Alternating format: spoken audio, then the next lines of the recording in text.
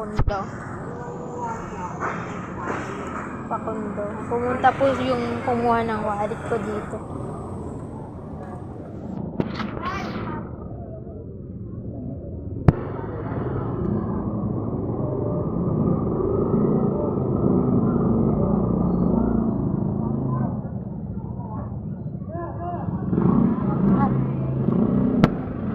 Ayun po, pagpapasama ko kay kuya. Kasi di ko alam dito. Asan yung barangay hall.